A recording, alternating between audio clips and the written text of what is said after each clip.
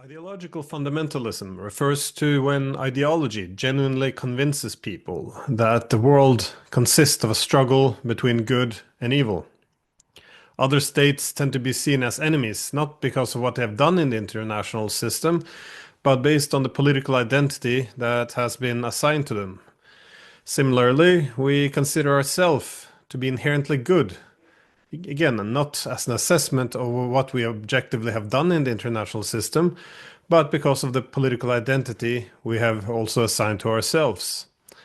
So the godfather of neorealist political theory, Kenneth Waltz, observed that Western democracies had a proclivity toward ideological fundamentalism, as he wrote, quote, "Citizens of democratic states tend to think of their countries as good, aside from what they do, simply because they are democratic." Waltz continues, "Democratic states also tend to think of undemocratic states as bad, aside from what they do, simply because they are undemocratic." So not only is the world seen as as being divided between good and evil, but indeed, it's this good versus evil becomes a reason for war itself. That is, that democracies believe that they are more peaceful and do not start wars. Thus, spreading democracies becomes a security strategy.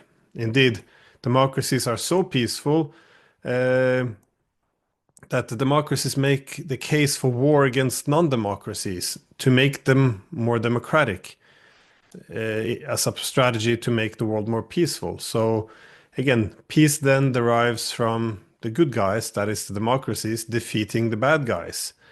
And this is also when you see the birth of democracy wars, as Kenneth Waltz noted.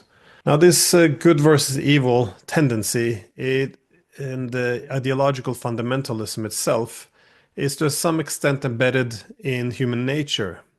As human beings are social animals, we have organized ourselves in groups for thousands of years for security, meaning, and we instinctively organize ourselves into in-group, that is us, versus the out-group, that is the other. Now, the out-group is the opposite to ours, and it also reaffirms our own identity. So we can only identify, for example, as white if there is a black, only as west if there's an east, and only democratic if there's an authoritarian, and again, only good if there's actually evil. So the in-group us is mobilized, and the solidarity of the group is ensured by pushing narratives of good versus evil. During time of peace, the individual is permitted to stray a bit from the group. We even humanize our adversaries to a certain extent. However, in times of conflict, we instinctively retreat into the group for security. And any individual deviating from the group who attempts to understand the out-group would then be met with suspicion and even punished. Again, under threats, the individual seeks solidarity and security in the group.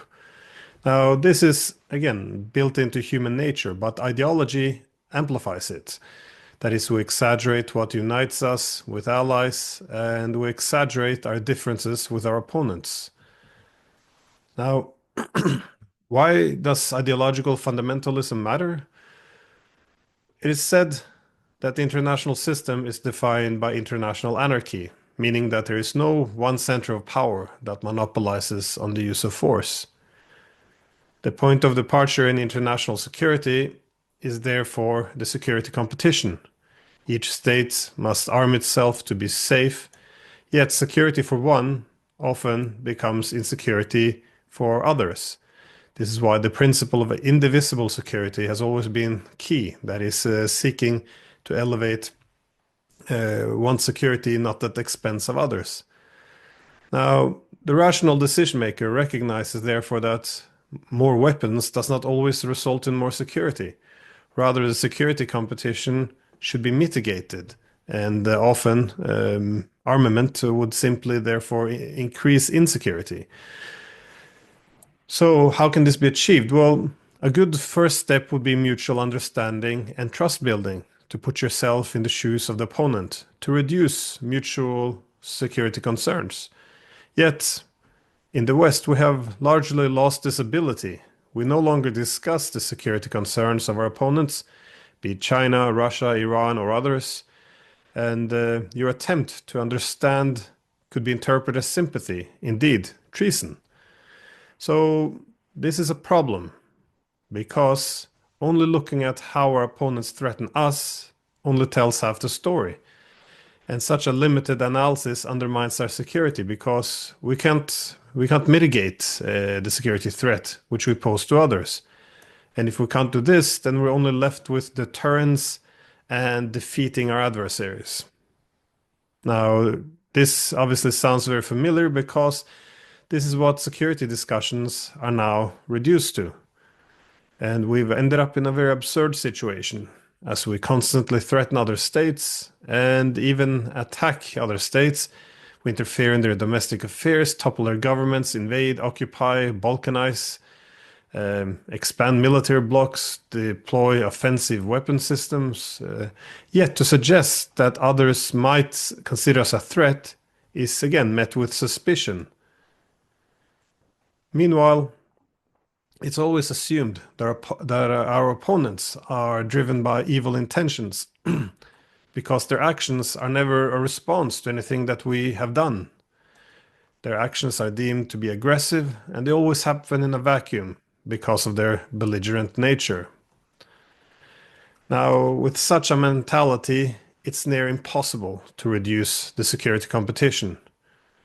In 1982, the renowned American diplomat George Kennan, he wrote a warning against this, against what I would consider to be ideological fundamentalism.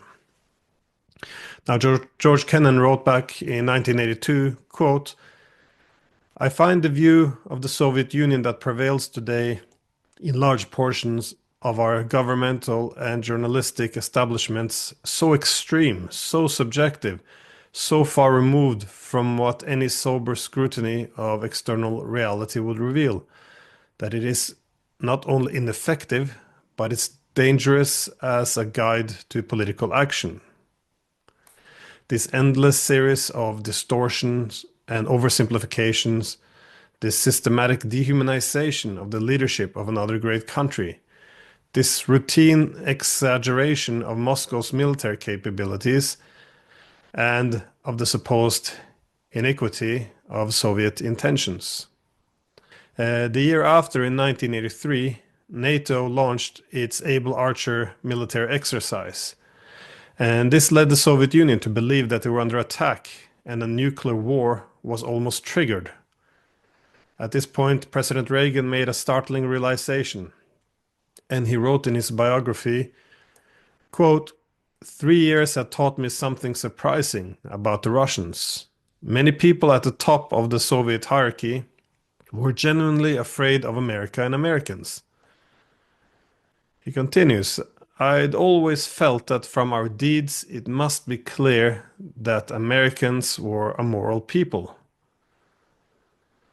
who, starting at the birth of our nation, had always used our power only as a force for good in the world." End quote. So, yes, this may seem absurd that Reagan did not recognize that the Soviet Union, the main enemy of the United States, which he was fighting a Cold War against, would actually consider the United States a threat.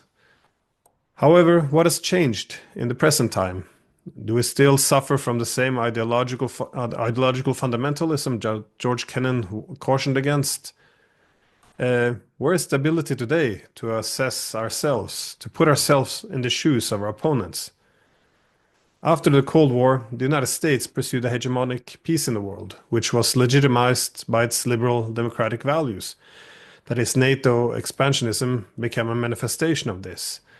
NATO therefore also considered itself to be a force for good, and it therefore cannot understand why any power would consider it a threat, even as the military bloc expresses the objective of security through dominance, as it expands and even invades other countries. To suggest that Russia has legitimate fears of NATO is shrugged off as paranoia.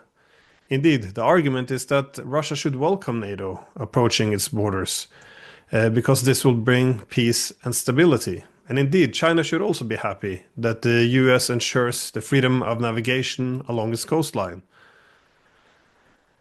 We see also the same rhetoric that when President Bush warned against evildoers, or the axis of evil for that sake, and who hate us because of our freedoms.